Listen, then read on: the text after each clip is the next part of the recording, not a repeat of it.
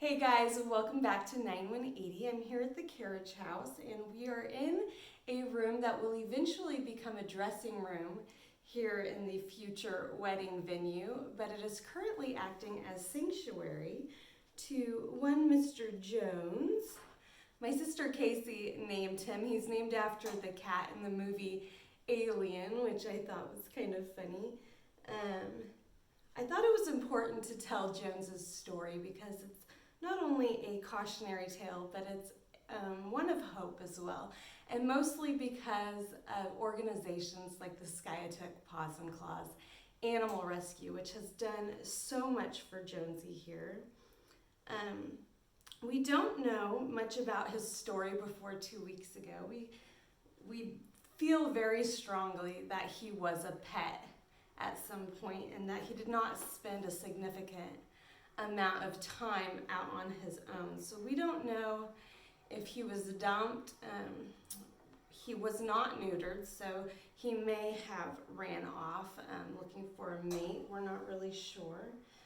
But 2 weeks ago, it was a big day here on the property. We had a photo shoot, so we spent all day getting ready for the photo shoot, then doing the photo shoot, then cleaning up after the photo shoot.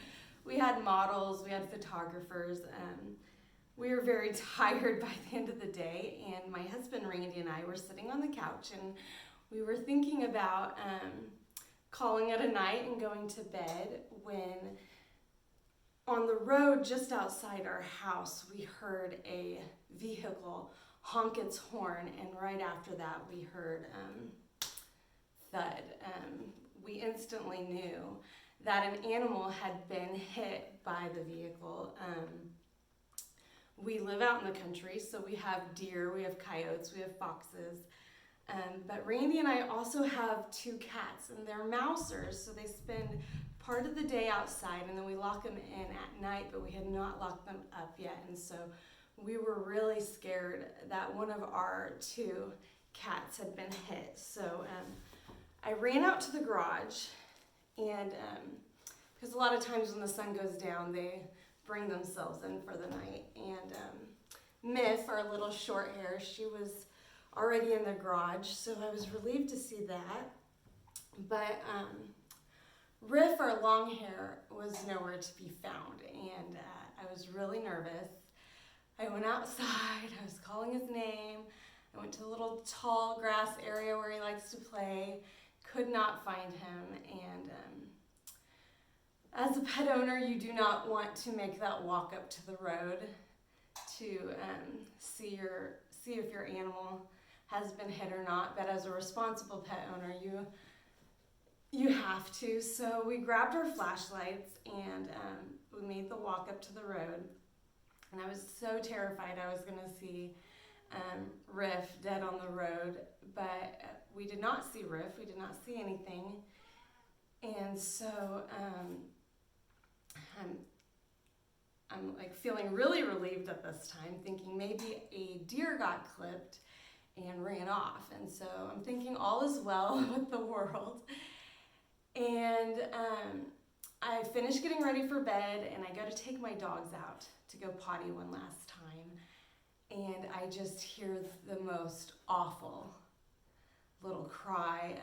Imagine if a cat could hyperventilate. That's what it sounded like. It was just this repetitive meow, meow, meow, meow. And my 2 cats were right next to me, so I knew it wasn't them, and my dogs lead me to this corner of our deck. And I grab my flashlight, and I'm looking between the deck boards, and I can barely see little Jonesy's face, and I could tell it was like messed up. Oh, yeah. But when I would shine my flashlight on him, he would not respond in any way. And so I didn't know if he had been blinded, if he was just in shock. Oh, he's messing with the camera right now. And is that a toy? Is that a toy? Obviously he's doing much better. But he would not respond to me, and so I call for my husband, and we're trying to debate, do we just like make a little nest for him outside with food and water and hope that he comes out on his own? My husband checked the weather and it showed that it was going to get below freezing that night, and I just could not keep that cat out there. We did not know how injured he was. We could not see him very well. I mean, he could have been cut open and bleeding out. He maybe had a mangled leg. We had no idea how badly injured he was. And so, Jonesy, come here, baby. And so my husband grabbed his power drill and we removed deck boards to get to him. And I know he was in shock because when we finally were able to pull him out, he still continued that repetitive cry. It was like he had no idea he had been lifted up. He was not acknowledging our presence at all. But we brought him in and he was not too bloodied. The only really noticeable injuries were to his face. One of his eyes, we didn't know how badly damaged it was, but it was discharging a lot of stuff. He had some road rash on his chin. His mouth looked to be in pain, but he wouldn't let us examine him too much, and we didn't really want to mess with him too much, so we brought him into this room. We gave him a heater, a heating pad, some blankets, food and water. All of the animal hospitals were closed here in Skiatook for the night. But the next morning we came in, we took some photos of him, we posted him on all the Skiatook Lost and Found pages, and my next door neighbor, Commanda, she is friends with a sponsor, Christy of Paws and Claws, and she was able to get me in touch with Christy, and that was the beginning of this amazing journey with Paws and Claws Animal Rescue. They have a genuine love for animals. It is pure, and they have done so much to help us help Jones. That following Monday morning, we got him into Saho, and the animal rescue paid for his x-ray, his exam, and while the exam did show that he had been battered up pretty good, he was bruised, he had scrapes all over, his eye was healing, and the x-ray showed that he had no broken bones or internal injuries, which was really good news. And he's being so goofy right now. And so we agreed to temporarily foster him until they could figure out what to do with him. He was not neutered, so we had to schedule to have him vetted, to have his vaccinations done, and to do the combo testing. But the following Saturday, when we brought him to do the combo testing, they tried 5 different locations on his body, and they could not draw blood. They said he was just still in too much pain from the impact. Yeah, you were, weren't you? So we had to keep him separated from our animals because we didn't know what he had, if he had anything.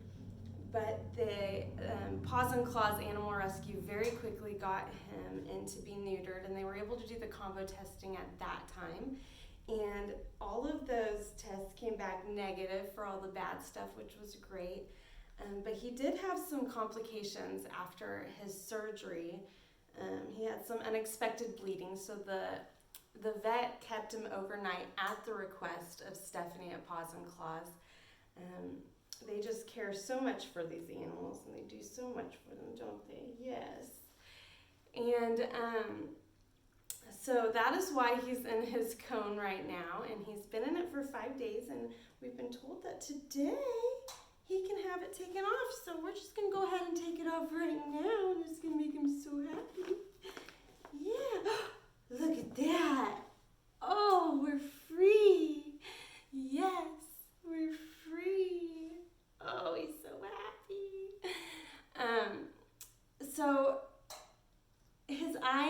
mouth have healed very well.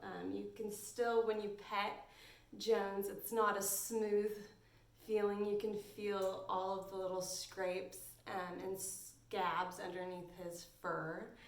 But he's really in high spirits. He's the sweetest cat that you'll ever meet. My cats are not too fond of him, and probably because when he first came into the house, he was not neutered, and it was kind of a threat, especially to our male cat. Our dogs love him, and he loves our dogs. We have 2 Cocker Spaniels, and he will lay there and expose his belly to them, and so I feel like maybe he came from a home that had dogs. Definitely not afraid of the dogs, are we? Oh, no, we're not. But we're having a really hard time getting interest in Mr. Jones here. As sweet as he is, adopting rescues is just not as popular in our area, and it's kind of sad. But one really neat thing is that the Skytook Paws and Claws Animal Rescue once a month does a transfer to the state of Maine. I just found out about this. They purchased a bus, they've equipped it, and once a month they transfer a group of animals up to the state of Maine, where adopting rescues is quite a bit more popular. And especially big cats are very popular up there. And so he's going to be submitted for approval on that list. We don't know if he's going to make the cut or not. I don't see why he wouldn't. He's such a big softie. And it's a little sad because try as you may not to get attached when you make the decision to answer the call of an injured animal and then make it your responsibility to get him the help that he needs. You form a bond whether you want to or not, and it's going to be really hard to say goodbye and let him go, but I'm really excited for this opportunity for him because if we were to stop fostering him and just take him up to the facility, he would live in a cage until someone was able to adopt him. And my understanding is that adoptions are really slow around here right now. And so as amazing as it is that Paws and Claws does this, that they go to such extremes to find homes for these animals so quickly and travel so far to do so, it's also a little sad that adopting rescues isn't quite as popular here. I mean, I can't imagine why anyone wouldn't want to keep Mr. Jones here. He is just the biggest baby, and I know we would keep him ourselves if we didn't already have 4 animals and if I didn't have a husband who already suffers from allergies. But he hasn't been accepted yet, so if you have interest in Mr. Jones and you want to make him a forever member of your family, please contact the Skytook Paws and Claws Animal Rescue. And if you can't, please send out your prayers for Mr. Jones that he will be accepted on that list so that he can quickly find his forever family because he deserves it so much. Thank you. Bye-bye.